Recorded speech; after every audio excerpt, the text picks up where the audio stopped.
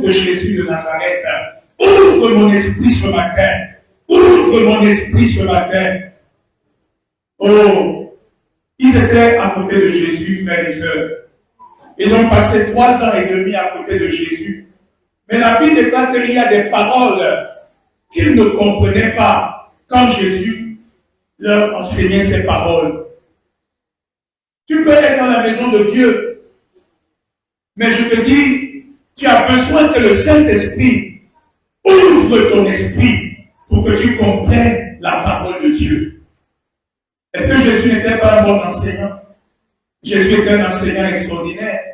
Mais la Bible déclare que ces gens ont passé 3 ans et demi à côté de Jésus, au pied de Jésus. Mais il y avait des écritures qu'ils ne comprenaient pas, jusqu'à ce que Jésus leur ouvre l'intelligence, leur ouvre l'esprit. Il y a des paroles de Dieu. Tu peux lire la Bible comme un roman. Tu peux écouter les prédications comme un perroquet, comme quelqu'un qui écoute comme cela. Mais jusqu'à ce que l'Esprit de Dieu, qui est l'inspirateur de la parole, ouvre ton esprit. Il y a des paroles que tu ne comprendras jamais. Tu vas les réciter, mais la vérité de ces paroles ne pénétrera jamais ton cœur. Tu vas les réciter, mais la révélation de ces paroles ne va pas toucher ton cœur. Oh, je t'ai compris ce matin vraiment. Et que chacun ait soif de dire Saint-Esprit, aide-nous ce matin. Pendant que la parole sera prêchée, ouvre mon intelligence. Pendant que l'homme de Dieu parlera, ouvre mon intelligence. Viens à mon aide ce matin. Ce ne sont pas mes raisonnements, ce ne sont pas mes diplômes. Esprit de Dieu, c'est toi dont j'ai besoin ce matin. Pour que je ne rentre pas le même, pour que je ne rentre pas tel que je suis venu. Est-ce que l'Église peut prier avec moi ce matin? Est-ce que l'Église peut prier avec moi ce matin? Est-ce que l'Église peut prier ce matin? Oui, Esprit de Dieu, ouvre-nous l'esprit ce matin. Ouvre-nous l'intelligence ce matin. Ouvre nos cœurs ce matin. Au nom de Jésus de Nazareth, Esprit de Dieu, sois dans mon cœur un esprit d'intelligence, un esprit de révélation, un esprit de compréhension. Au nom de Jésus de Nazareth, au nom de Jésus de Nazareth, que l'intelligence de ton peuple soit renouvelée ce matin, au nom de Jésus. C'est pourquoi tu vas toujours faire appel au Saint-Esprit. Quand tu écoutes la parole, quand tu médites la parole, quand tu lis la parole, tu vas toujours faire appel au Saint-Esprit. Parce que c'est lui qui donne l'intelligence pour comprendre la parole.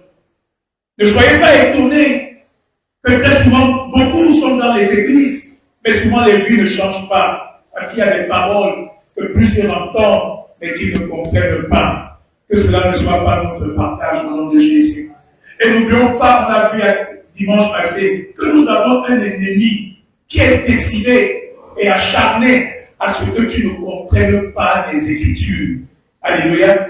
La Bible déclare que c'est Satan qui aveugle l'intelligence des hommes. Lorsque la parole est prêchée, il vient la voler dans le cœur. Lorsque la parole est proclamée, il vient mettre la distraction, il vient mettre la confusion. Ce matin, au nom de Jésus, nous voulons lier tout esprit contraire à la parole de Dieu. Nous voulons lier tout esprit méchant, tout esprit satanique qui veut troubler ton cœur, qui veut troubler tes pensées maintenant. Au nom de Jésus, prends autorité sur toi-même maintenant, sur tes pensées, prends autorité sur tes pensées, prends autorité sur tes sentiments, prends autorité sur toi-même maintenant. Au nom de Jésus, que tu ne sois sous aucune influence satanique qui veut te distraire, que tu ne sois sous aucune influence satanique qui veut te troubler pendant ce temps, qui veut faire vagabonder tes pensées.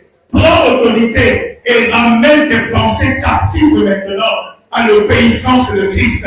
Ramène tes pensées captives. Tu penses à ce que tu vas faire après le culte. Tu penses au problème que tu as laissé à la maison. Non. Prends autorité ce matin et au nom de Jésus, que mes pensées soient maintenant amenées captives et qu'elles obéissent maintenant à l'autorité du Saint-Esprit. Au nom de Jésus. Alléluia. Alléluia. Nous avons vraiment besoin du secours du Seigneur ce matin. Le plus important n'est pas tout ce qu'on dit, mais c'est la compréhension vraiment que nous avons de tout ce que nous entendons. Alléluia. Beaucoup de choses qui sont dans la parole de Dieu Et nous avons besoin du Saint-Esprit pour nous aider. Quelque chose qu'on chante en nous, il m'aime, je ne sais pourquoi. Il m'aime, je ne sais pourquoi. Est-ce qu'on peut se lever ensemble pour encore chanter l'amour de Dieu? Il m'aime, je ne sais pourquoi. Il m'aime, je ne sais pourquoi. Il m'aime, je ne sais pourquoi.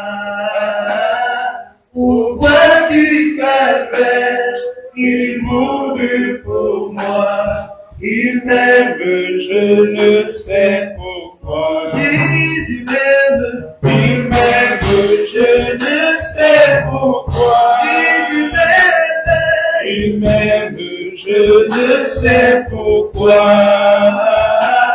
Pourquoi du calvaire, il mourut pour moi. Il m'aime, je ne sais pourquoi. Il m'aime, je ne sais pourquoi. Il m'aime, je ne sais pourquoi. Pourquoi du calvaire, il mourut pour moi. Il m'aime, je ne sais pourquoi. Jésus m'aime, il m'aime, je ne sais pourquoi. Il m'aime, je ne sais pourquoi. Pourquoi du calvaire, il mourut pour moi. Il m'aime, je ne sais pourquoi. Il m'aime, je ne sais pourquoi. Il m'aime, je ne sais pourquoi. Pourquoi du calvaire, il mourut pour moi. Il m'aime, je ne sais pourquoi. Est-ce que tu peux dire merci à Dieu pour son amour pour toi? Est-ce que tu peux dire merci à Dieu pour ton amour, pour son amour pour toi? Merci parce que tu nous aimes, Seigneur. D'un amour insondable, d'un amour incommensurable, d'un amour inexplicable, Seigneur. Merci ce matin pour l'immensité de ton amour, pour la grandeur de ton amour, Seigneur. Nous sommes aimés de toi, Seigneur. Et nous te disons merci ce matin pour Dieu. Nous sommes à tes pieds, Papa, dans ton amour. Bénis-nous encore ce matin et révèle-toi nous dans ta grâce, dans le nom de Jésus. Amen. Amen. Amen. Je n'entends pas ton amen ce matin. Alléluia. Est-ce qu'il y a des vivants ce matin? Que tout ce qui respire fasse quoi? Que tout ce qui respire fasse quoi? Est-ce qu'il y a des gens qui respirent ce matin?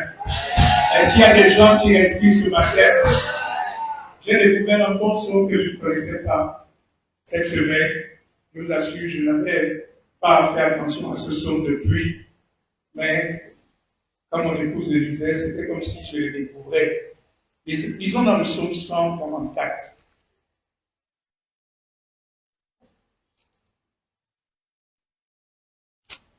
Pardon. 148. 148. Est-ce qu'on peut se lever? On va le lire ensemble étant debout. Psaume 148. Psaume 148. Psaume 148. De tout ce qui respire, loue l'Éternel. Et même ceux qui ne respirent pas, loue l'Éternel. Psaume 148, partie verset 1. Une fois et deux. Une fois et deux. Louez l'Éternel. Louez l'Éternel du haut des cieux. Louez-le dans les lieux élevés. Louez-le, vous tous les anges. Louez-le, vous toutes les armées. Louez-le, soleil et lune. Louez-le, vous toutes étoiles lumineuses. Louez-le, cieux des cieux. Et vous, ô qui êtes au-dessus des cieux, qui le louent le nom de l'Éternel, car il a commandé et ils ont été créés. Il les a affermis pour toujours et à perpétuité. Il a donné des lois et il ne les violera point. Louez l'Éternel du bas de la terre, monstres marins, et vous tous abîmes, feu et grêle, neige et brouillard, vent impétueux qui exécutait ses ordres, montagnes et toutes les collines, arbres fruitiers et tous les cèdres, animaux et tout le bétail, reptiles et oiseaux ailés, rois de la terre et tous les peuples, princes et tous les juges de la terre, jeunes hommes, jeunes filles, vieillards et enfants, qui le louent le nom de l'Éternel, car son nom seul est élevé. Sa majesté est au-dessus de la terre et des cieux. Il a relevé la force de son peuple. Sujet de louange pour tous ses fidèles, pour les enfants d'Israël, du peuple qui est près de lui, louer l'Éternel. Est-ce que tu vas acclamer très très fort pour louer l'Éternel ce matin? Est-ce que tu confirmes l'acclamation? Est-ce que tu confirmes l'acclamation pour louer le Seigneur ce matin? Mon esprit n'est pas encore satisfait. Mon esprit n'est pas encore satisfait. Lève-toi, lève-toi, lève-toi, lève-toi, lève-toi. Je ne n'ai pas encore le feu vert de Dieu pour commencer le message ce matin. Lève-toi. Je ne peux pas les lignes devant le Seigneur. Célèbre le Seigneur. Loue-le ce matin. Élève-le. Rends-lui gloire. Rends-lui l'honneur. Donne-lui la louange qui lui est due. L'adoration qui lui est due. Tu ne connais pas le secret. Tu ne connais pas le secret. Ma vie déclare que quand ta vie dansait devant son Dieu, quand ta vie dansait devant son Dieu, il le faisait de toutes ses forces, de toute son âme, de tout son esprit. Il se pouvait de savoir qui est toi qui ne le vois pas. Alléluia. Un jour, il dansait tellement fort devant le Seigneur que son pain est tombé. Et sa femme l'a méprisé. David dit, je vais encore paraître vil devant Dieu. Un homme qui sait s'abaisser devant Dieu est un homme que Dieu va élever devant les hommes. Un homme qui sait s'abaisser devant la gloire de Dieu est un homme que Dieu va élever devant les hommes. Je veux te dire, c'est le secret. C'est le secret.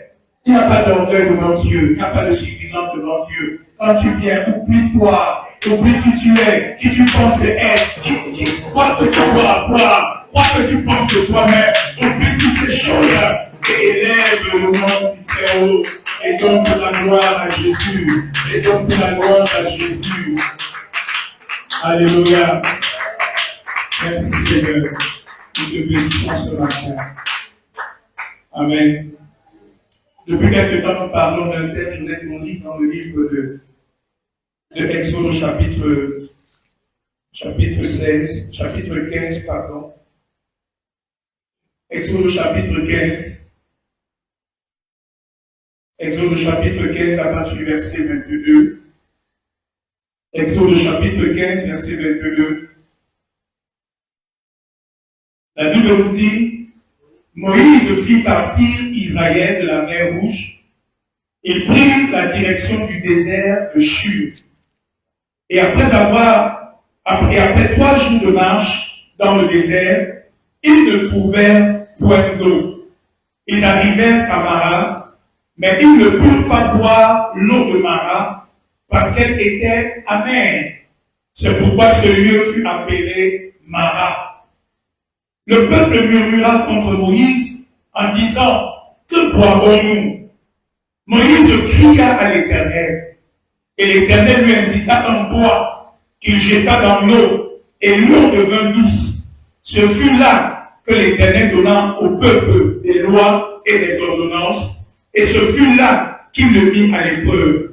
Il dit, si tu écoutes attentivement la voix de l'Éternel ton Dieu, si tu fais ce qui est droit à ses yeux, puis tu prêtes l'oreille à ses commandements, et si tu observes toutes ses lois, je ne te frapperai d'aucune maladie dont j'ai frappé les Égyptiens, car je suis l'Éternel qui te guérit. Alléluia. La Bible déclare que quand Israël sort d'Égypte, Ils font 3 jours de marche dans le désert. Ils arrivent à un endroit et ils commencent à avoir soif. Ils ont besoin d'eau. Ils arrivent à un endroit qui s'appelle Mara. Et ils trouvent un point d'eau. Malheureusement, la Bible déclare que quand ils veulent boire cette eau est amère, cette eau est empoisonnée, cette eau est mauvaise. Et ils ne peuvent pas boire cette eau. Et ils sont dans la frustration. Ils sont pressés par la soif.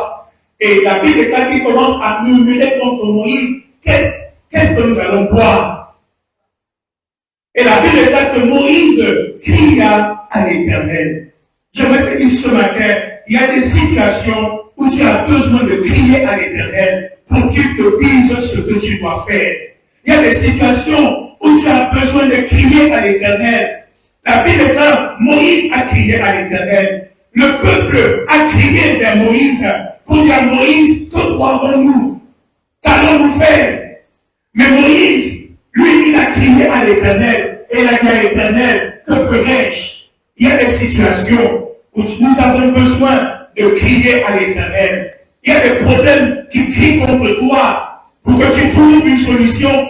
Il y a des situations dans nos vies où nous avons besoin des solutions. Mais je vais te donner un secret. Quand tu veux une solution, quand tu ne sais pas ce que tu peux faire, la Bible déclare, Moïse cria à l'Éternel. Alléluia. Alléluia. Moïse cria à l'Éternel. Que ferai-je, Seigneur? Que puis-je faire? Dieu est le Dieu qui a des solutions. Tu me suis ce matin? Dieu a des solutions pour ceux qui savent crier à lui. Dieu a des solutions pour ceux qui savent l'appeler. Moïse cria à l'Éternel. Que ferai-je? Je suis devant ce problème. Il y a la famine, il y a la soif, le peuple murmure. Mais la Bible déclare que Moïse cria à l'Éternel. Dis à ton voisin, apprends à crier à l'Éternel. Apprends à crier à l'Éternel. Quand tu cries à l'Éternel, il y aura une solution. Quand tu cries à l'Éternel, il te montrera une sagesse. Quand tu cries à l'Éternel, il te dira ce que tu dois faire. Quelqu'un me suit ce matin. Quelqu'un me suit ce matin. Je disais vendredi que notre Dieu est un Dieu de solution. Alléluia. Ma Bible déclare que Jésus, l'agneau de Dieu, a été sacrifié avant la fondation du monde. La Bible déclare que toi et moi, Dieu nous a prédestinés à être ses enfants avant la fondation du monde. Et je vous ai fait montrer que quand Satan arrive dans Genèse 3 pour créer le désordre qu'il a créé, Dieu avait déjà préparé une solution. Alléluia. Dieu avait déjà préparé une solution. Aucun problème dans ta vie ne surprend Dieu. Oh, je croyais que j'allais entendre ton amen ce matin. Je dis, aucun problème dans ta vie ne surprend Dieu. Est-ce que tu crois qu'il y a des problèmes dans ta vie qui surprennent Dieu? Alors pourquoi tu ne veux pas crier à lui en disant, Seigneur, je sais que ce problème n'est pas une surprise pour toi. Et dans ta présence, je sais qu'il y a une solution que tu as préparée d'avance pour moi, Seigneur. Notre Dieu est un Dieu de solution. Est-ce que tu le crois ce matin? Oh, je suis venu parler à ton cœur ce matin. Est-ce que tu le crois ce matin? Si tu le crois, je prophétise la solution de Dieu dans ta vie pendant cette saison. Quel que soit le problème devant toi, devant ta vie, je déclare que l'Éternel te donnera une solution surnaturelle. Dis amen avec moi, l'Éternel me donne une solution surnaturelle. Mon Dieu est un Dieu de solution. Alléluia. Il y a des choses qui peuvent dépasser les hommes. Je disais dimanche, il y a des choses qui peuvent dépasser les médecins. Il y a des choses qui peuvent dépasser l'économie. Il y a des choses qui peuvent dépasser la science. Mais le Dieu que nous servons n'est dépassé par aucune situation. Alléluia.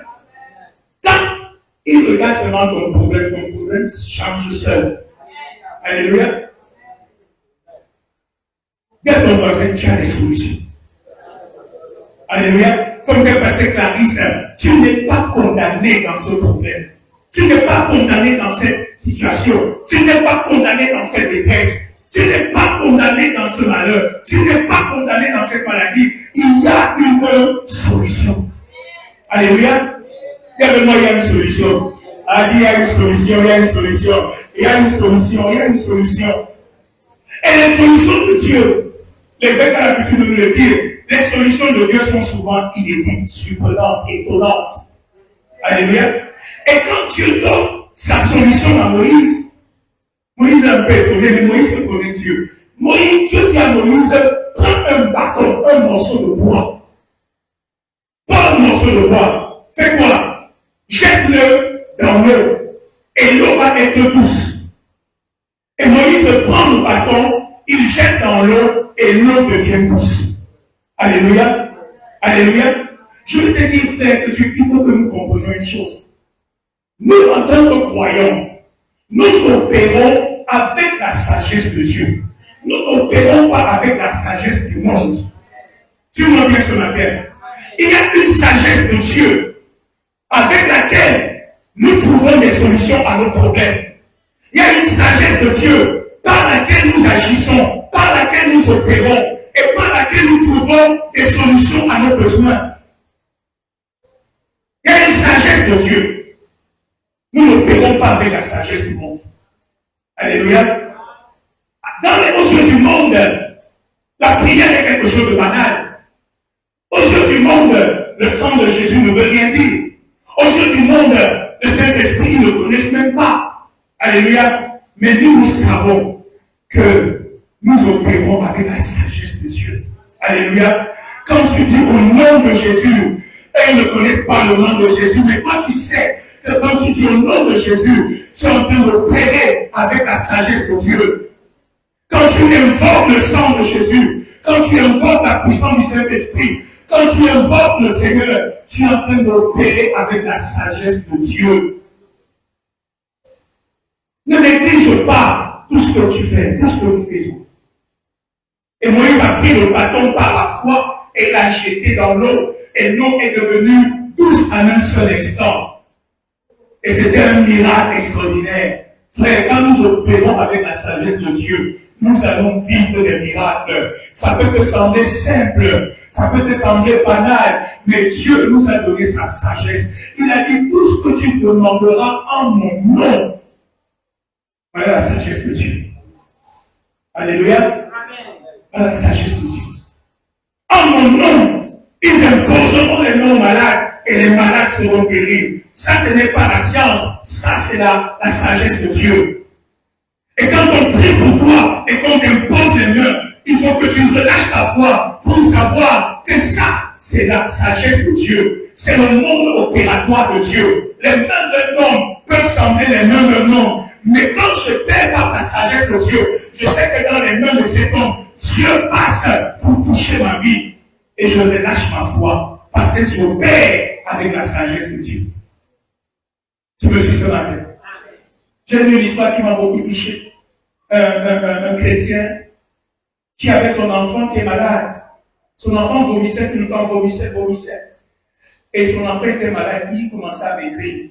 Et pendant qu'il prie, il tombe sur le livre de Exode, là où le Seigneur dit, je bénirai tes os, et je bénirai ton pain, et je éloignerai la maladie du milieu de toi. Le Saint-Esprit lui éclaire ce verset. C'est pourquoi je te dis que tu as besoin du Saint-Esprit pour opérer dans la sagesse de Dieu. Et son enfant vomissait tout ce qu'il mangeait. Il a maintenant pris, il a appelé son enfant, il a dit maintenant, prends ta nourriture. Tu vas répéter après moi. Le Seigneur bénit mon pain. Le Seigneur bénit mes os et éloigne la maladie du milieu de moi. Le Seigneur bénit mon pain. Le Seigneur bénit mes os et éloigne la maladie du milieu de moi. Le Seigneur bénit mon pain. Le Seigneur bénit mes os et éloigne la maladie du milieu de moi. En un jour, son enfant était totalement guéri. Tout ce qu'il mangeait était dans son ventre. Alléluia. La parole est puissante. La sagesse de Dieu est puissante. Frère, quand Dieu donne sa sagesse, même la science ne sait pas comment ça se passe. La Bible est qu'il y a une sagesse que Dieu a préparée pour notre gloire. Quand tu commences à découvrir cette sagesse et opérer par cette sagesse, la gloire de Dieu commence à se manifester dans ta vie. Le premier que nous, on veut jouer à la religion. Oh, je maudis ça dans ta vie au nom de Jésus.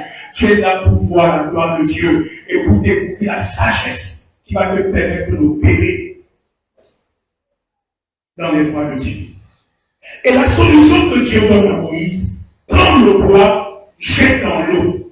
Et le bois ici représente l'œuvre de Christ à la croix. Le bois nous parle de ce bois où Christ a été crucifié et où il a versé son sang pour nos péchés et pour notre salut.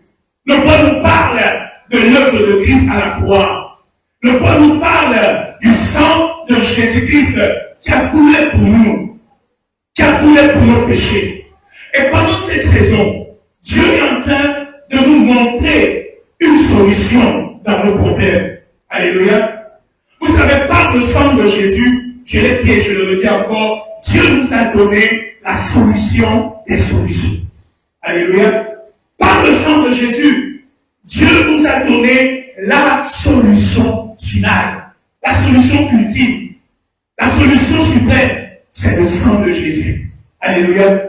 Quand le sang de Jésus est invoqué, quand le sang de Jésus est aspergé, quand le sang de Jésus, quand notre foi est relâchée dans la puissance du sang de Jésus, des miracles peuvent s'opérer.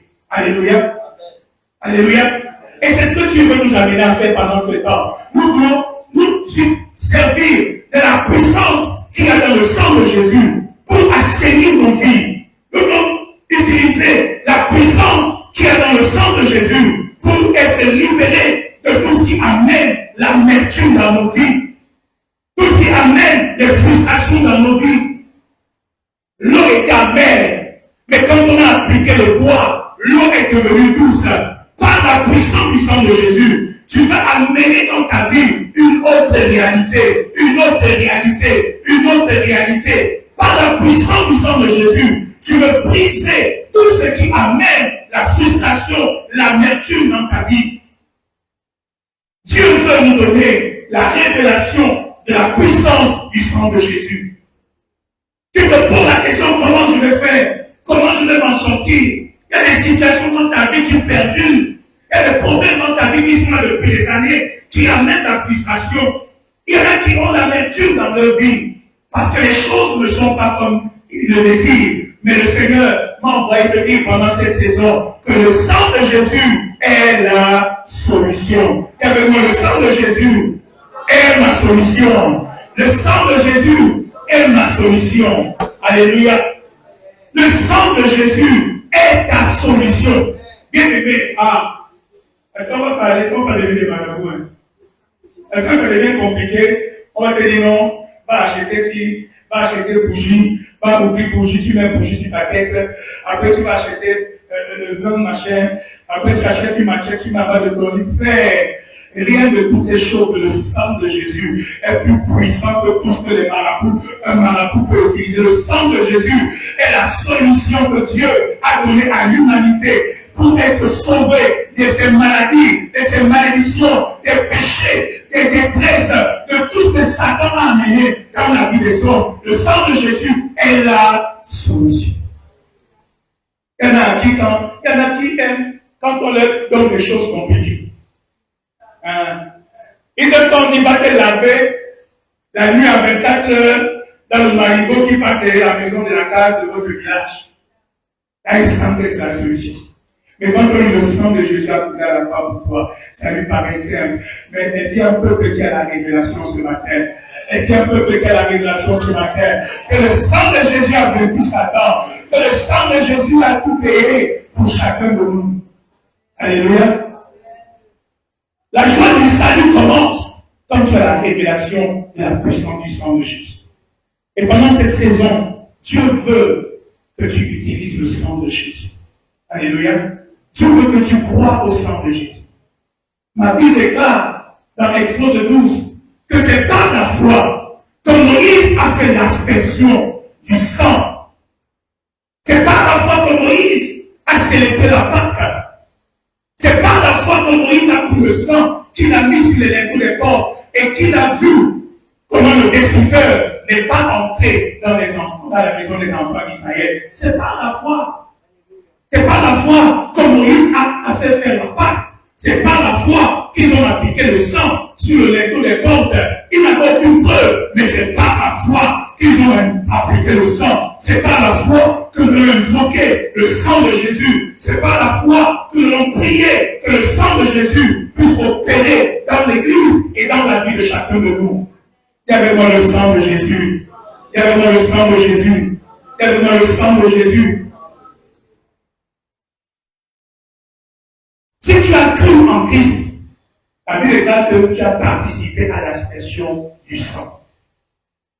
Et j'ai commencé vendredi à vous expliquer pourquoi le sang de Jésus est puissant. Pourquoi est-ce que le sang de Jésus est la solution ultime, la solution finale que Dieu a trouvée dans sa sagesse infinie pour apporter une solution à nos vies. Pourquoi le sang de Jésus est puissant? Et j'ai commencé vendredi à vous montrer cela. J'ai dit que le sang de Jésus est puissant parce que c'est le sang de l'expiation. Il y avait moi expiation. Il y avait moi expiation. C'est le sang de l'expiation. Je vais expliquer. Alléluia. Le pasteur va expliquer. C'est le sang de l'expiation. S'il n'y a pas d'expiation dans le sang de Jésus, le sang de Jésus n'a pas de valeur. Est-ce que tu me suis ce matin? Suis-moi d'abord, je vais expliquer. Je dis que s'il n'y a pas d'expiation dans le sang de Jésus n'a pas de valeur. S'il n'y a pas d'expiation dans le sang de Jésus n'a pas de puissance. S'il n'y a pas d'expiation dans le sang de Jésus ne peut pas régler ton problème. Alléluia. Tu me suis ce matin.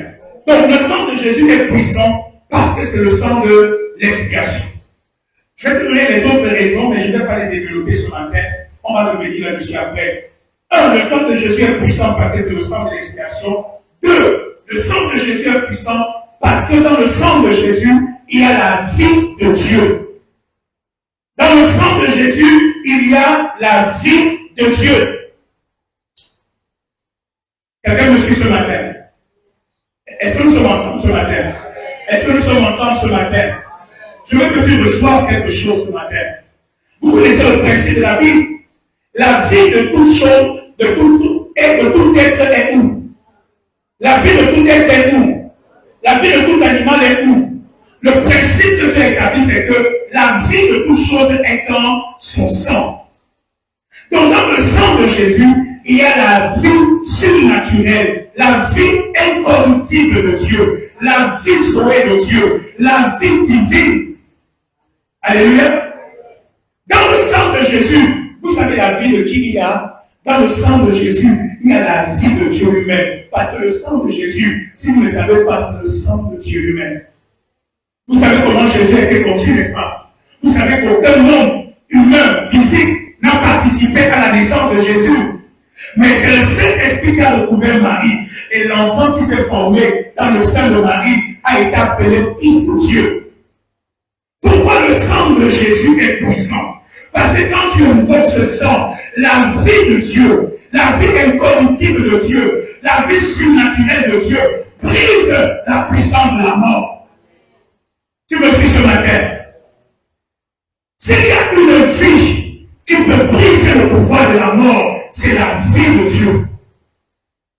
Et dans le sang de Jésus, il y a la vie de Dieu. Partout où ce sang est appliqué, partout où ce sang est invoqué, la vie de Dieu est relâchée pour arrêter l'œuvre et l'activité de la mort.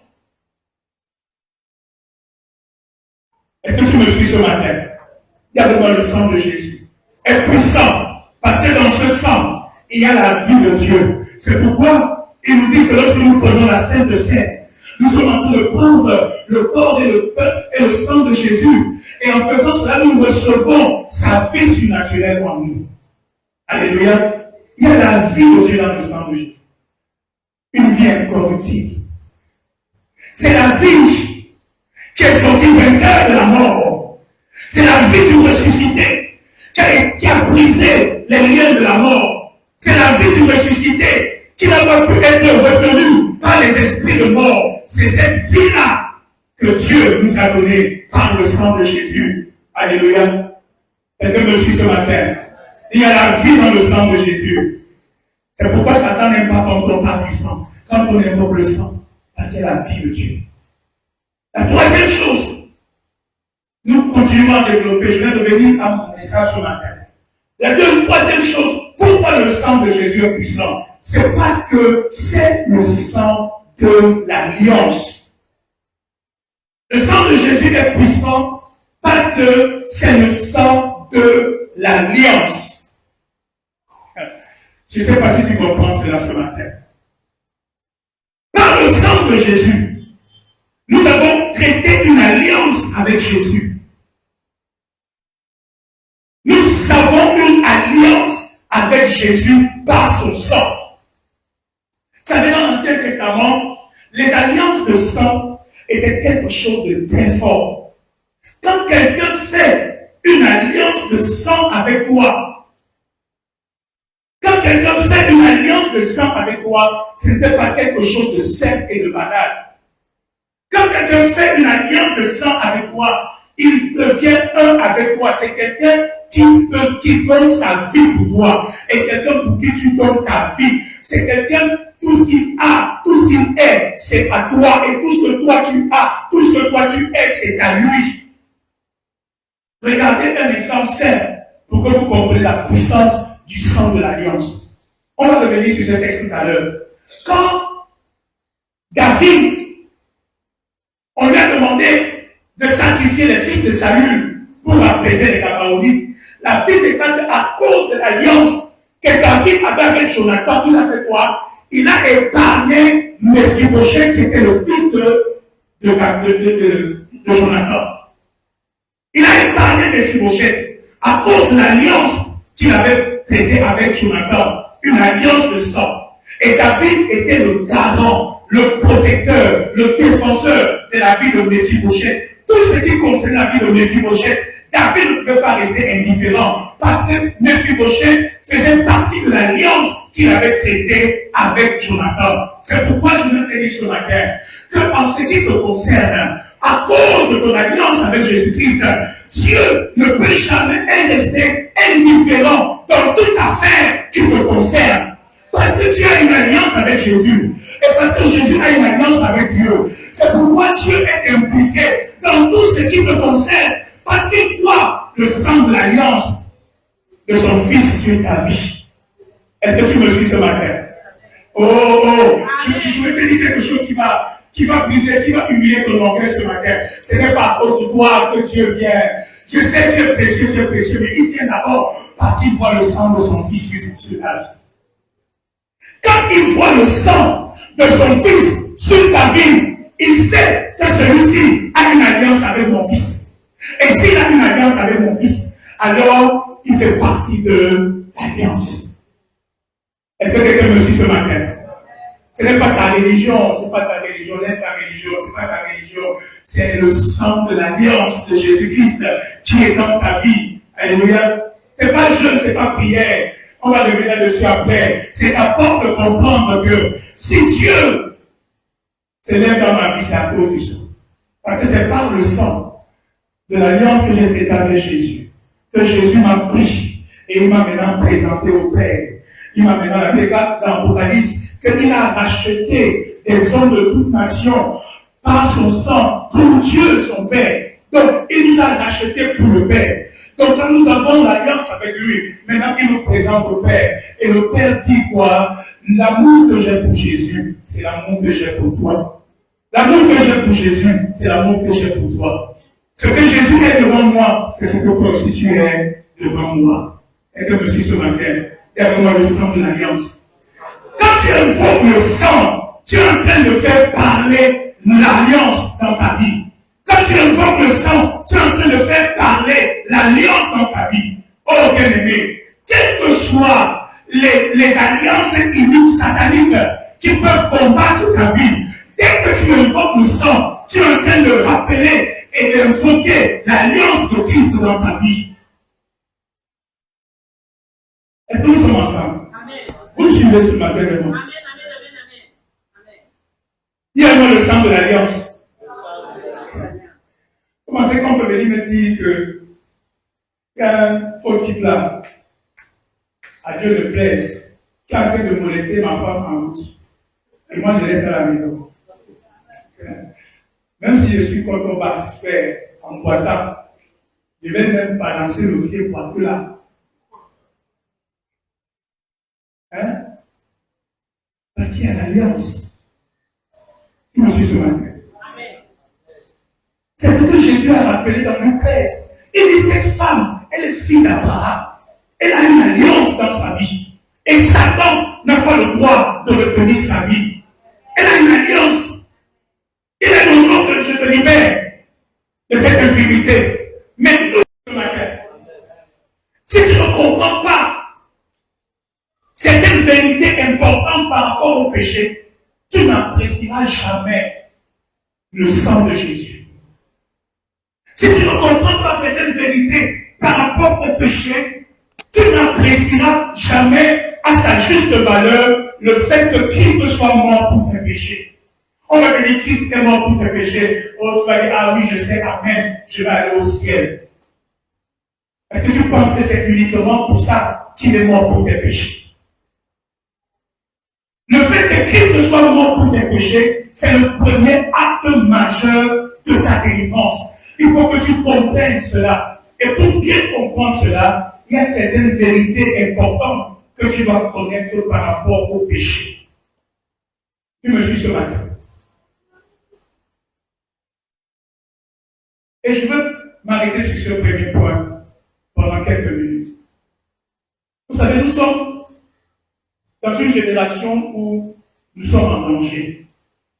Nous sommes vraiment en danger. Tu me suis ce matin. Amen. Nous sommes en danger. Nos enfants qui grandissent aujourd'hui, ils sont en danger. Nos destinées sont en danger. Nos vies chrétiennes sont en danger. L'Église est en danger. Nous sommes en danger. Pourquoi? Parce que nous sommes dans une génération où malheureusement, très peu aujourd'hui comprennent la nature fondamentale du péché. Nous sommes dans une génération où très peu de croyants, de chrétiens comprennent la nature du péché. Oh bien-aimé, je veux parler au cœur de quelqu'un ce matin. Le péché a une nature. Et si tu ne comprends pas la nature du péché, tu es comme un enfant qui joue avec le feu, mais qui ne sait pas que le feu peut le brûler. Parce que la nature du feu, c'est le brûler. Nous sommes dans une génération où très peu de chrétiens comprennent la nature du péché, comprennent la dangerosité du péché, comprennent la gravité du péché. C'est à cause des péchés que Christ endure toute la souffrance que tu vois sur la croix. C'est à cause du péché que Christ souffre tout ce que tu le vois souffrir à la croix. C'est à cause des péchés, à cause du péché. Donc le péché n'est pas quelque chose de simple et de banal. Tu me suis ce matin. Dans Nombre 25, versets 1 à 6, versets 16 à 18, tu m'allais lire à la maison. Nombre 25, versets 16 à 18, la Bible dit, l'Éternel parla à Moïse et dit, traite les Madianites en ennemis et tuez-les, car ils se sont montrés vos ennemis en vous séduisant par leur ruse dans l'affaire de Péor. Je dis que nous sommes en danger. Pourquoi? Parce que très peu de croyants comprennent la nature profonde du péché. Très peu de croyants aujourd'hui comprennent que je dois traiter le péché en ennemi et je dois l'exterminer. Je dois traiter le péché en ennemi et je dois le détruire de ma vie. Parce que le péché qui ne détruit pas, que tu ne détruis pas, c'est le péché qui va te détruire demain. Le péché que tu ne détruis pas, c'est lui qui va te détruire demain. Moïse dit aux enfants d'Israël, de la part de Dieu, Dieu parle à Moïse, et Dieu dit à Moïse, dit aux enfants d'Israël, traitez les Madianites en ennemis, traite ce mensonge en ennemi, traite cette impudicité en ennemi, traite cet esprit de fausseté en ennemi, traite tout ce qui est péché dans ta vie comme un ennemi. Le péché ne te veut pas du bien, ce n'est pas ton ami. Cet esprit de compromission, traite-le en ennemi, il ne te veut pas du bien. C'est pourquoi je dis que nous sommes en danger. Parce que très peu de croyants aujourd'hui comprennent la dangerosité du péché. Je veux te dire que c'est à cause du péché que nous avons tout perdu. Que nous avons été chassés de la gloire, que nous avons été avilis, que nous sommes tombés sous la domination de Satan. Je suis venu parler à quelqu'un ce matin. Le péché a une nature. Il faut que tu le comprennes. Que Dieu t'aide à discerner la nature du péché. Bien aimé, beaucoup aujourd'hui considèrent le péché comme un jeu. Le péché n'est pas un jeu. Dis à ton voisin, le péché n'est pas un jeu. Beaucoup considèrent le péché comme un jeu. Et je ne parle pas uniquement de nous, comprenez-moi bien. Je parle ce matin vraiment selon ce que Dieu m'a mis à cœur. Je ne parle pas uniquement de nous. Je vous parle d'une génération, d'une manière de voir la vie chrétienne qui n'est plus biblique. Très peu de chrétiens pensent aujourd'hui que le péché est une affaire dangereuse et sérieuse. Et il y a des catastrophes qui se produisent, des choses qui arrivent, et il est trop tard pour récupérer. Demandez à Samson. Demandez à Samson si le péché est un jeu. Demandez à Samson si le péché est un jeu. Il a payé de sa propre vie, même comme Dieu lui avait pardonné. La femme de Potiphar était séduisante. Elle était belle, elle était attirante. Mais derrière les yeux de la femme de Potiphar, derrière le sourire de la femme de Potiphar, Joseph a su discerner que là c'était un piège pour sa destinée. Et Joseph a fui. Et Joseph a traité la femme de Potiphar en ennemi. Je veux te dire, derrière le péché, il y a la mort de ta destinée, la mort de tes grâces, la mort de tes bénédictions. Derrière le péché, il y a Satan lui-même qui manipule les choses pour détruire ta vie et t'éloigner de Dieu. Ce n'est pas un jeu. Il veut que tu crois que c'est un jeu, mais ce n'est pas un jeu. Aussi banal que cela peut être, aussi simple que cela peut être, bien aimé, ce n'est pas un jeu. Lui, il sait ce qu'il fait. Mais toi, tu penses que c'est un jeu. Ce n'est pas un jeu. Je prie ce matin que toute séduction du péché dans nos vies soit brisée au nom de Jésus. Il y a même l'esprit de cette génération qui fait en sorte que le péché est devenu banal. Regardez nos enfants. Regardez comment ils grandissent. Mentir, voler, regarder la pornographie, se masturber, c'est des choses normales pour eux. C'est l'air du temps. Il y a une facilité et un laxisme qui est de plus en plus croissant. Dire à quelqu'un aujourd'hui qu'il faut te garder chaste jusqu'au mariage. Parce que connaître une femme avant d'être marié avec elle, c'est la fornication, c'est l'impudicité. Oh, tu es réactionnaire, tu es rétrograde. Même dans l'église, plusieurs n'acceptent pour ça. Pourquoi? Ah, c'est simple, ça ne fait rien. Frère, c'est ce que Satan veut que tu crois. Et je vais te montrer ce matin que Jésus devait mourir pour nos péchés. Parce que le péché n'est pas aussi simple, aussi banal qu'il le paraît. Le péché a des conséquences. Mais Satan veut te faire croire que le péché est sans conséquences. Mentir est sans conséquences. Tromper sans conséquences. Et le faire des choses sans conséquences, ça ne fait rien. N'est-ce pas que tout le monde le fait? C'est pas parce que tout le monde le fait que la parole de Dieu est annulée. C'est pas parce que tout le monde le fait que la parole de Dieu est annulée. Le péché n'est pas sans conséquence. Le péché n'est pas sans conséquence. Quand on lit la parole de Dieu, le péché est trompeur. Le péché est séducteur. Ah, mon frère, il faut que tu le comprennes, que le péché au début il est sucré, mais à la fin, il amène l'amertume. Mais il ne se présente jamais comme quelque chose d'amer. Il paraît, c'est pour ça que le péché est trompeur, séducteur, manipulateur. Le péché a la nature de son inventeur, de celui qui l'a enfanté, c'est le diable. C'est un menteur, un manipulateur. C'est un menteur. Ah non, tu es libre, tu peux faire ce que tu veux, c'est ta liberté. Et quand tu commences à faire, tu as l'impression que ça donne. Quand le fils prodigue a pris son héritage pour aller dilapider loin de son père et vivre avec les prostituées, je suis sûr que la première semaine, il était le roi du monde, le king du monde. Il était lourd, les petits étaient à ses pieds, il allait en boîte, il enjoyait la life. Mais quelques temps après, quand l'argent est fini, les petits ont commencé à le regarder avec un œil gauche. Il appelait, les gens n'entendaient plus. Pourquoi? L'argent était fini. Et le salaire du péché, le péché a commencé à lui payer le salaire. Et le gars s'est retrouvé en train de manger la nourriture des pauvres. Lui qui était le fils d'un homme riche. La Bible déclare que le salaire du péché, c'est la mort. Il a un salaire. Tu ne sais pas, il paye. Et quand il te paye, tu vas payer la nôtre. Ça peut être salé et amer. Je voudrais que tu comprennes ce matin la nature fondamentale du péché. Le péché est destructeur. Le péché est meurtrier. Sous quelque forme que ce soit, ne joue pas avec ça. Alléluia. Vous allez pas avec moi que nous sommes dans une génération où on est très léger avec le péché aujourd'hui. N'est-ce pas? C'est un homme donné qui nous faisait réaliser, même à l'église. Un frère peut même voler la Bible à l'église. Même il y a des églises de 3 000, 4 000 membres. Pourquoi est-ce que tous ceux qui viennent dans les églises de 4 000 membres, 5 000 membres là, ce sont des chrétiens, des enfants de Dieu? Il y a des gens qui viennent chercher leurs intérêts. Hein? Par exemple, tu as dit qu'on vole ta Bible à l'église.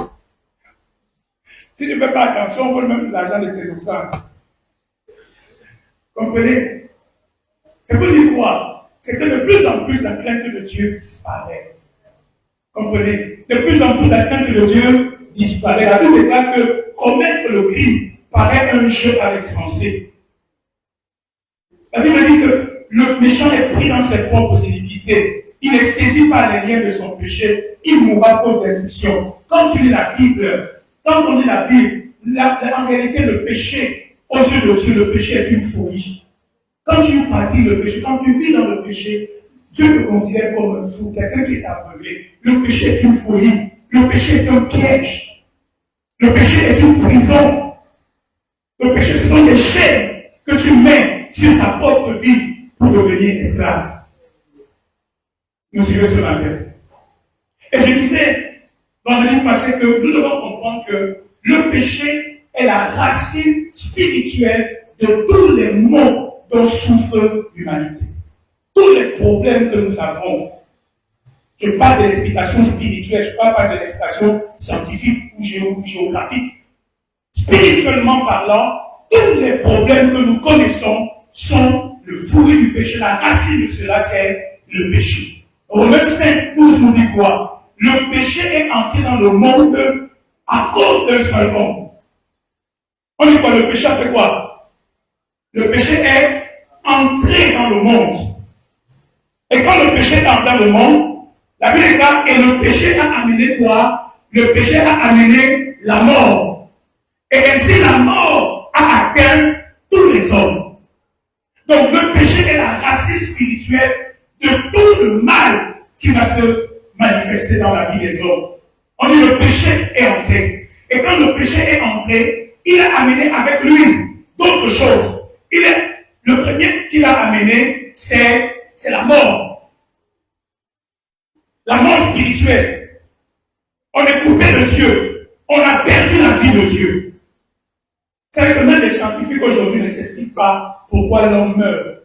Parce que tel que le corps de l'homme est réglé, le corps de l'homme a été réglé pour fonctionner éternellement. Mais souvent on ne comprend pas pourquoi est-ce que l'homme meurt. Pourquoi est-ce qu'à un moment donné les cellules vieillissent. Pourquoi est-ce qu'à un moment donné certaines, les choses qu'on appelle les télomères, qui sont sur nos cellules, qui commencent à raccourcir. On ne s'explique pas pourquoi. Pourtant ces choses ont été faites pour se renouveler. Il y a une telle intelligence dans le corps de l'homme que même les scientifiques ne comprennent pas pourquoi est-ce qu'à un moment donné, on est obligé de mourir. Mais nous savons, la Bible déclare que quand le péché est dans le monde, la mort aussi est entrée dans le monde. Est-ce que tu veux savoir le premier enfant que la mort a enfanté en entrant dans le monde? Qui c'est? Qui c'est? Quand la mort, le péché est entré, la mort est entrée, et la mort a amené qui? Le premier enfant de la mort, c'est qui? Là, j'avais lu dans la Bible. Ok, allons dans Job 18, verset 13. Job 18, verset 13. Oh, que Dieu m'aide, je ne voudrais pas ça. Job 18, verset 13. Job 18, verset 13. Job 18, verset 13. Note ça dans ta Bible. Dans ton cahier, Job 18, verset 13. Vous y êtes? Qu'est-ce que la Bible dit? Lisons ensemble bref à haute voix. Une fois et deux. Les parties de sa peau sont l'une après l'autre dévorées. Ses membres sont dévorés par le premier-né de la mort. Le premier-né de la mort, c'est qui? Le premier-né de la mort, c'est qui? Le premier-né de la mort, c'est la maladie.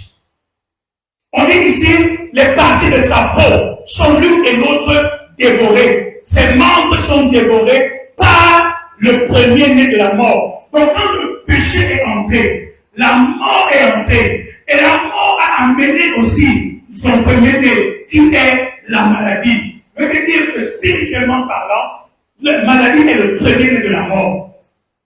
Derrière la maladie, il y a l'esprit de mort. Ne sois pas juste scientifique, ne sois pas juste cartésien.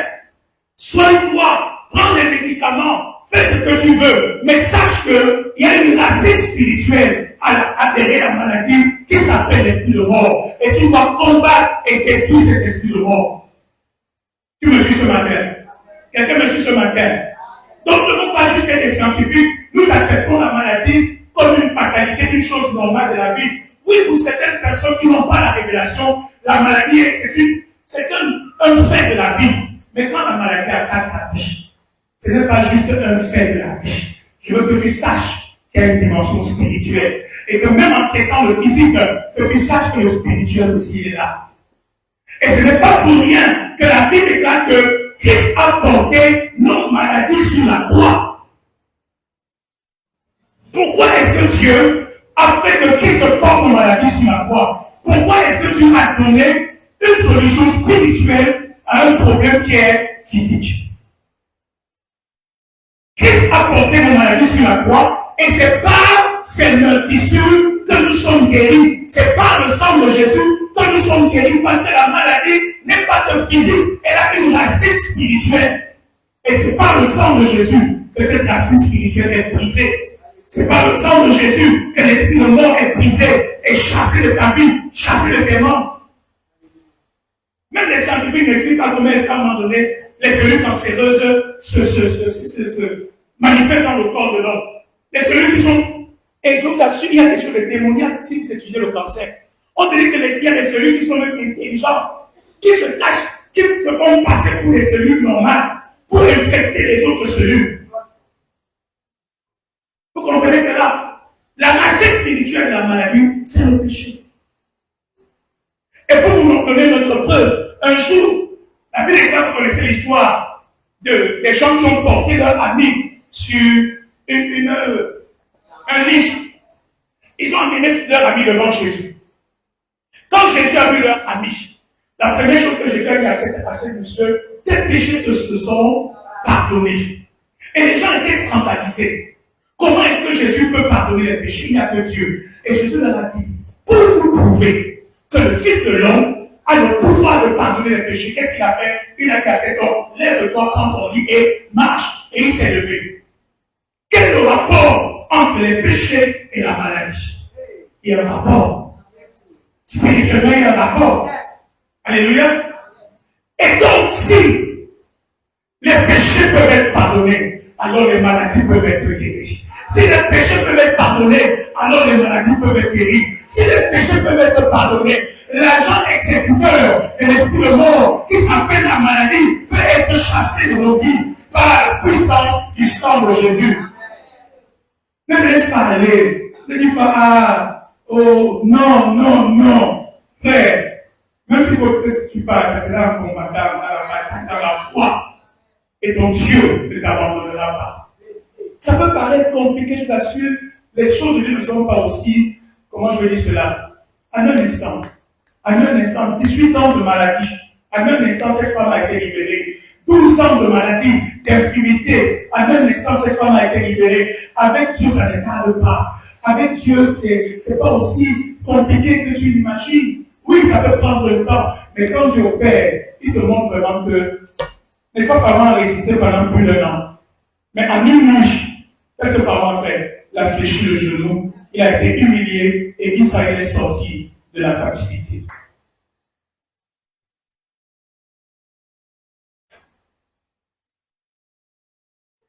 Un autre exemple que nous avons dans la Bible, on nous dit que Jésus a guéri un monsieur dans Jean chapitre 7 à la piscine de Bethesda. Le monsieur a été guéri 38 ans de maladie. Et quand Jésus l'a rencontré, qu'est-ce que Jésus lui a dit?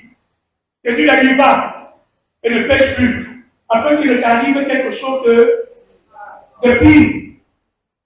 C'est dans la Bible, dans Jean 5. Tu me suis ce matin. Tu me suis ce matin. Je ne parle pas directement de tes péchés. Suivez-moi bien ce matin. Je ne suis pas en train de condamner quelqu'un pour dire que ta maladie vient du péché. Je te montre que, spirituellement parlant, le principe spirituel, c'est que la maladie est entrée dans le monde par le biais du péché. C'est pour ça que la Bible dit que nous devons fuir le péché. Parce que celui qui pêche, il nuit à son âme, il nuit à son corps. Quand tu dis par exemple que la colère ne se couche pas, le soleil ne se couche pas sur ta colère, est-ce que tu sais qu'il y a des péchés qui détruisent ton âme, qui détruisent ton corps? Il y a des choses qui détruisent ta vie. Ma Bible dit que quelqu'un fuit l'impudicité. Parce que tout autre péché qu'un homme commet, il est à l'extérieur. Mais celui qui vit dans l'impudicité fait quoi? Il pêche contre son propre corps. Il pêche contre son propre corps. Ça veut dire qu'il nuit, il fait du mal à son propre corps. Il fait du mal à son propre corps. Je vous parle de cela ce matin. Je veux vous blesser d'abord avant de guérir. Parce que vous ne pouvez pas apprécier la mort de Jésus à la croix si vous ne connaissez pas de quoi il vous a fait échapper, de quoi il vous délivre lorsqu'il meurt pour vos péchés. Vous pouvez croire que c'est simple, vous pouvez croire que c'est banal. Non. Tu peux pécher contre Dieu, tu peux pécher contre ton frère, contre ta soeur, tu peux pécher contre ta propre vie. Je vais aller un peu plus rapidement. Le péché est la racine spirituelle. N'en parlons pas. Après la maladie, vous savez, il y a d'autres choses qui entrent avec le péché. Un mot que nous connaissons. Une autre chose qui entre dans le monde avec le péché, la mort, la maladie, c'est la malédiction. La malédiction est une réalité. J'ai l'impression que souvent, c'est notre orgueil qui ne veut pas souvent reconnaître que les malédictions existent. Mais quand on regarde honnêtement et sincèrement nos vies, on peut voir qu'il y a des malédictions qui sont à l'œuvre. Ça vraiment, c'est clair et net. Donne-moi toute la théologie du monde que tu veux, mais je te dis, il y a des malédictions qui sont à l'œuvre dans nos vies, dans nos familles, dans la vie de nos enfants. Il y a des malédictions qui sont à l'œuvre parce qu'avec le péché, la malédiction est entrée dans le monde. Et Dieu a été le premier à prononcer la malédiction. Le sol a été maudit. La femme, le travail de l'homme. Quand la malédiction est entrée, les choses ont commencé à devenir difficiles. Et la malédiction a amené toutes sortes de problèmes, de désordres dans les vies, dans les foyers, dans les... Même quand Dieu maudit le sol qui au départ devait produire une bonne récolte à l'homme, quand le sol a été maudit, le sol a commencé à changer de nature. Il a commencé à produire les épines. Et le travail de l'homme est devenu difficile. Quand la malédiction est dans ta vie, je te dis, elle corrompt toute chose. Elle corrompt toute chose. Il y a des malédictions qui opèrent de manière consciente. Il y a des malédictions que nous-mêmes nous amenons par nos propres actes. Il y a des malédictions que nous héritons de nos familles.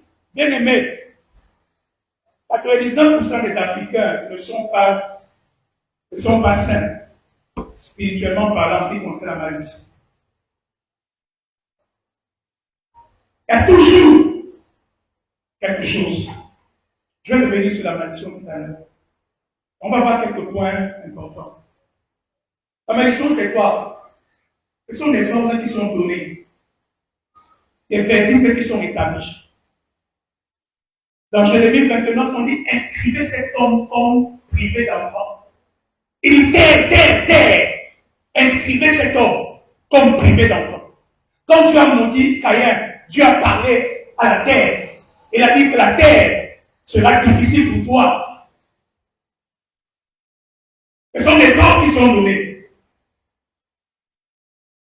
Mais, quel que soit ce qui a été dit, Je n'ai pas le temps d'aller entrer un peu plus en détail dans la malédiction. Mais on va peut-être y revenir là-dessus prochainement. La malédiction est quelque chose de grave que nous devons traiter dans nos vies. Nous devons vraiment traiter cela. Ne tombez pas dans le piège des chrétiens faciles qui disent oh, je suis une belle créature en Christ, je suis né de nouveau simplement comme ça. Non, non, non, non. Je vais vous montrer un exemple concret tout à l'heure. Et vous allez voir. Il ne s'agit pas juste de réciter des choses dans ta bouche. Il faut avoir une révélation. Il faut savoir avec quoi tu te tiens devant le trône de Dieu pour renverser ce qui a été établi, les vertus qui ont été établies. Ce n'est pas je vais dire non, non, je suis enfant de Dieu. Est-ce que tu sais ce que tu peux présenter devant le trône de la grâce? Est-ce que tu sais amener les arguments qui peuvent changer cette malédiction? Est-ce que tu sais amener les arguments qui peuvent annuler ce que l'ennemi essaie de faire? Et pas je te citer, non, je viens à l'église. Non, non, non, non, non. Il y a une sagesse spirituelle, il y a une manière spirituelle de renverser les malédictions, de les annuler. Tu crois que si quelqu'un t'attaque en route ici, il te donne un coup de poing, toi aussi tu lui donnes un coup de poing, tu le blesses. Il va se plaindre à la justice. Et on te condamne. Tu vas dire quoi? C'est lui qui m'a attaqué le premier. Mais c'est lui qui m'a attaqué le premier. Et tu as réagi comme au quartier commandant. Tu l'as aussi frappé. Mais c'est toi qui seras condamné parce que lui ne doit se faire justice parce qu'il y a une procédure. La justice des hommes est comparable à la justice divine. Il y a une procédure spirituelle. Et quand tu connais cette procédure, quand tu connais les éléments de ta procédure, c'est pourquoi je te parle de la puissance du sang de Jésus. Et quand tu sais, c'est pas juste coucher sur ton lit, regarder la télévision et dire non, les nations vont ça. Non, avant que tu prennes l'action d'amener la cause devant le tribunal de Dieu. Que tu prennes l'action dans ta prière, d'amener la cause devant le trône de Dieu et de plaider ta cause par le sang de Jésus et d'obtenir le jugement céleste. Est-ce que tu me comprends ce matin? On va revenir après sur les malédictions. Une autre chose que je veux que tu comprennes, je l'ai dit tout à l'heure, non seulement la malédiction est entrée, mais une autre chose qui est entrée, c'est que l'homme est tombé sous la domination de Satan. Le péché ouvre la porte à la domination satanique, à la domination des démons, des mauvais esprits. Tout péché dans ta vie est un feu vert que tu donnes à Satan. Et il y a des familles qui ont, des gens qui ont ouvert les portes de leur famille aux puissants des ténèbres. Je disais à quelqu'un, elle a vu la pomme. Physiquement, c'était une pomme. Mais spirituellement, Satan voyait une porte. Parce que le péché pour le diable est toujours une porte. C'est pourquoi il ne donnait pas accès au diable. Toi, tu vois le péché, toi, tu vois la joie, toi, tu vois le plaisir, mais lui, il le voit quoi? Une porte. Et les gens parlent des alliances. Parce qu'ils voulaient telle ou telle chose, telle ou telle promotion, qui ont fait des pactes avec le diable et qui ont ouvert les portes de leur famille, de leur descendance au diable.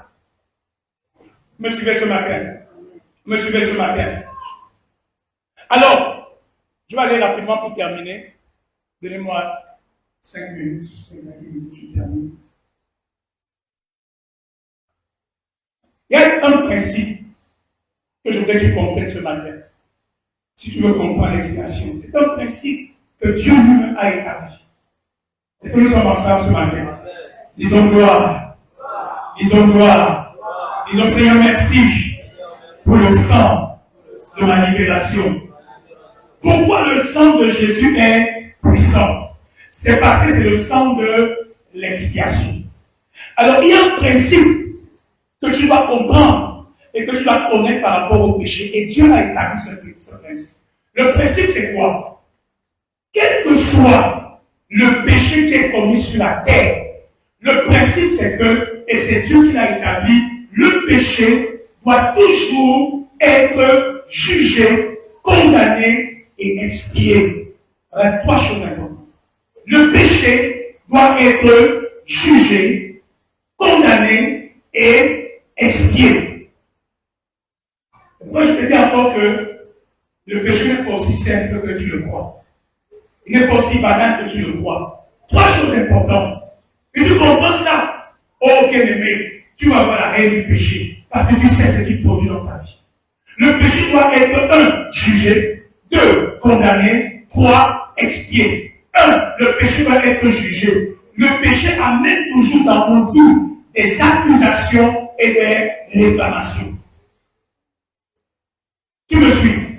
Que ce soit ton péché, que ce soit le péché de tes pères, le péché amène toujours dans nos vies les accusations et les réclamations. Parce que le péché t'amène toujours devant le tribunal de la justice divine.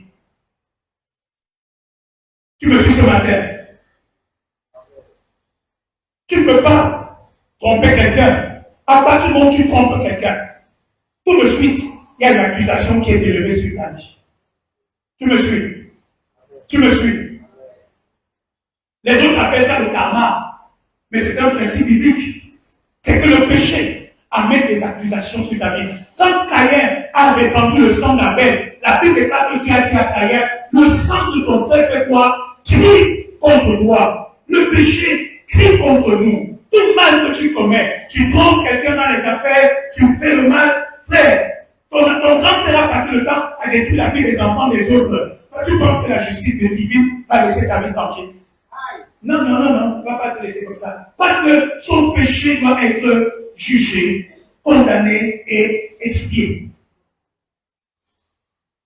Le péché amène sur nos vies des accusations, des réclamations, des malédictions. Et je veux que tu comprennes une autre chose importante, c'est que le péché ne disparaît pas tant qu'il n'est pas expié. Tu me suis? Le péché, ce n'est pas comme la tache d'huile de tomate que tu peux laver avec le savon. Le péché ne disparaît pas tant qu'il n'est pas expié. Apocalypse 12 nous dit quelque chose de très important. On nous dit dans Apocalypse 20, verset 12. Et je vis les morts, les grands et les petits qui s'étaient devant le trône, des livres furent ouverts. Est-ce que tu sais qu'il y a des livres qui sont ouverts? Des livres qui comptabilisent, enregistrent tous les péchés des hommes.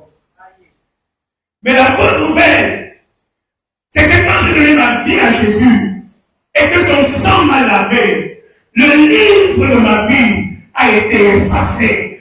Et là, ce livre n'existe plus. Mon nom est maintenant écrit dans le livre de vie. Les autres seront jugés par le livre de leur vie. Mais nous, on sera sauvés parce que nos noms sont dans le livre de vie. Le péché ne disparaît pas, il a enregistré. C'est pour ça que vous allez me dire tout ce que vous voulez. Les malédictions héréditaires sont une réalité. Alléluia.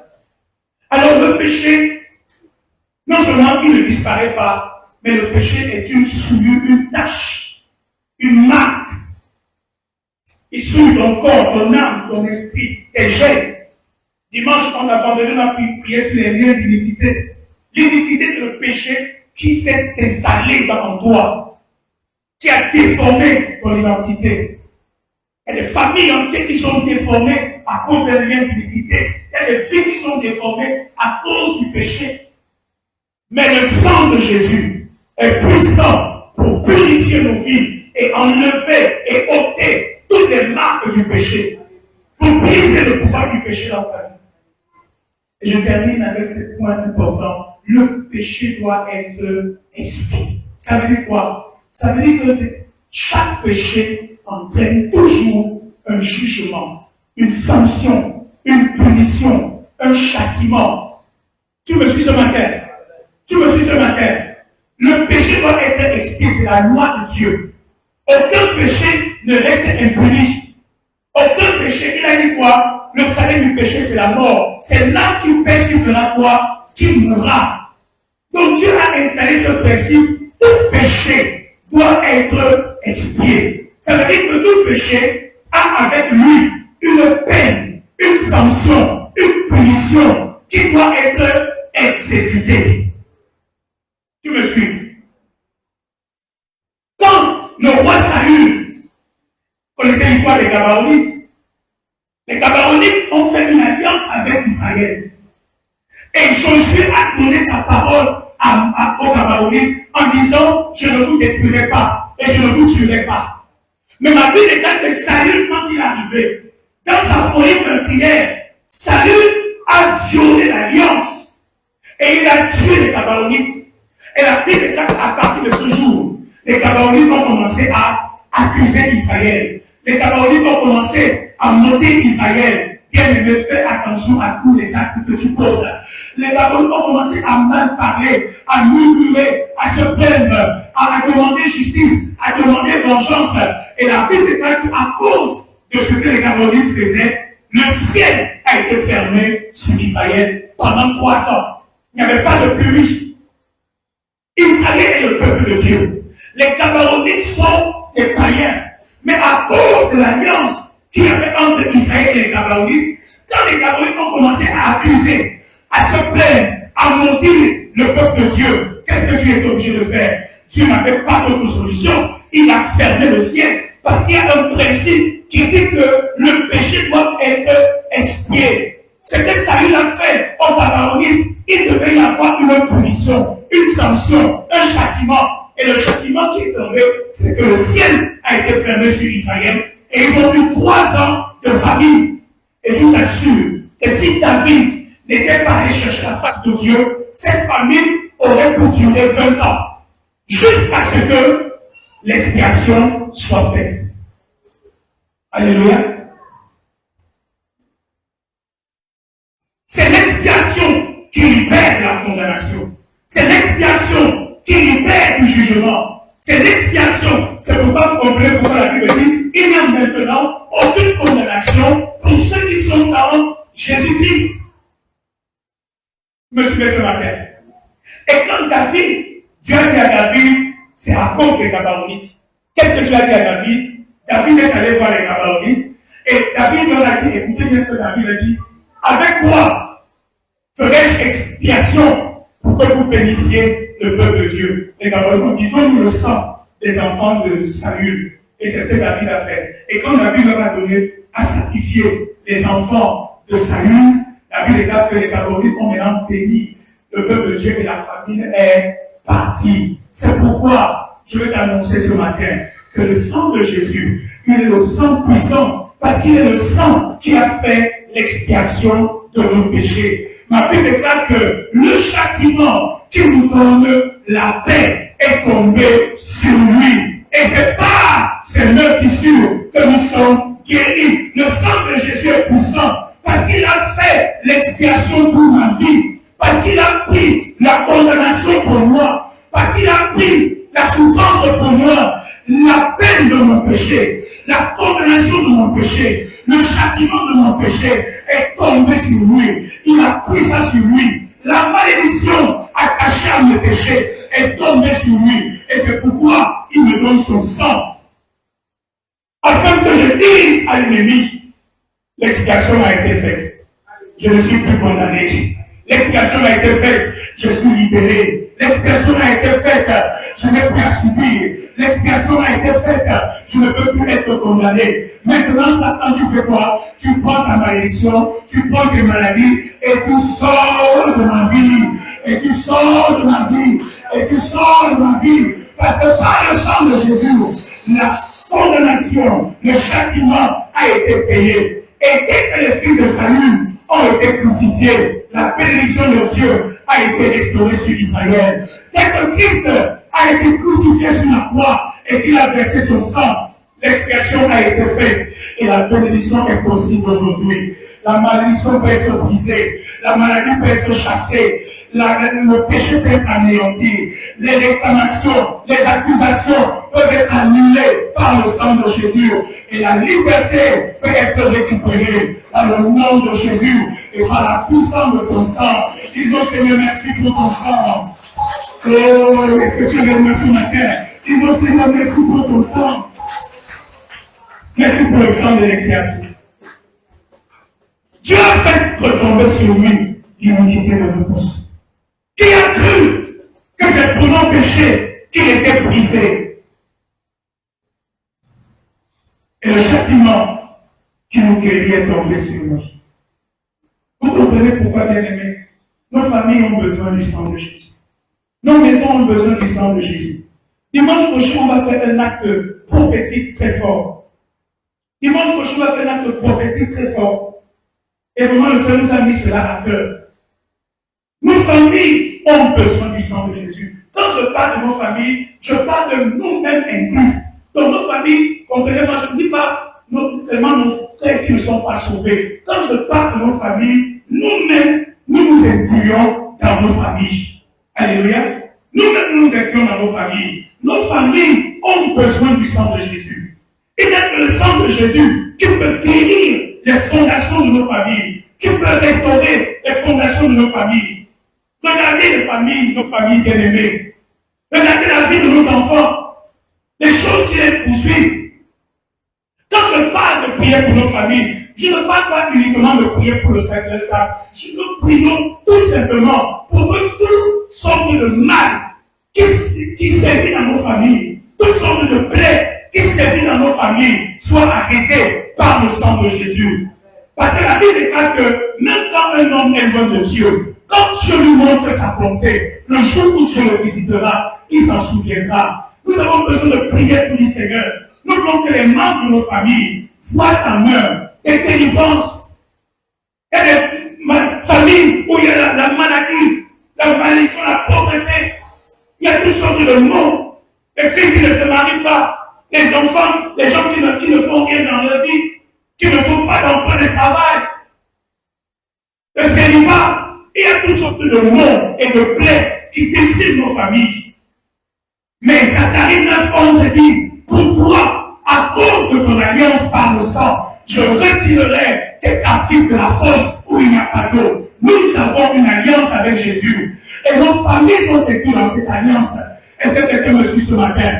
Nous viendrons comme Rahab l'a fait. Vous savez que quand Rahab a reçu les espions d'Israël, Rahab a fait une alliance avec Josué. Et Rahab a dit à Josué, je vous sauve et vous sauverez ma famille. Et Josué a donné une instruction à Rahab. Appelle tous les membres de ta famille et amène-les dans ta maison. Nous allons faire ce dimanche. Peut-être les membres de nos familles ne seront pas là. Ce n'est pas le plus important. Mais nous allons les porter dans nos cœurs. Nous allons les porter dans nos cœurs. Et nous allons les amener dans la présence de Dieu. Et Josué dit à Rahab de mettre sur la fenêtre de sa maison un ruban rouge. Nous aussi, nous viendrons le dimanche prochain. Et de manière prophétique, suivez-moi bien ce matin, de manière prophétique, nous allons avoir, pour ceux qui le peuvent, ces t-shirts rouges. C'est ça que vous voyez un t-shirt ce matin. Ce n'est pas pour déranger le protocole, pour ne pas respecter la gloire de Dieu. J'ai ce polo ce matin. Les pasteurs ont ce polo ce matin. Le texte, il est simplement dit, ma famille et moi, nous ferons quoi? Nous servirons l'Éternel. Dimanche prochain, on va avoir un service spécial de guérison et de délivrance pour nos familles. Tout ce qui menace nos familles, la plaie, la destruction, à cause de l'alliance que nous avons avec le sang de Jésus, nous voulons que la puissance de Dieu se manifeste dans nos familles pour délivrer nos enfants, qu'ils soient présents ou pas, quel que soit le mal qui menace leur vie, nous voulons que la main de Dieu puisse les délivrer par le sang de Jésus. Nous avons une alliance avec lui. Donc dimanche prochain, nous viendrons. Pour ceux qui ne peuvent pas acheter le t-shirt, le t-shirt c'est 3 000. Mais je suis conscient que, vous savez, même quand Dieu a donné les sacrifices, il y avait les gens qui sacrifiaient les boucs, d'autres les chèvres, d'autres même les oiseaux. Chacun avait son niveau. Alléluia. Si tu n'as pas 3 000 pour acheter le t-shirt, ne t'en fais pas. Quand on va avoir des foulards rouges, alléluia, on va les mettre sur nos épaules. Alléluia.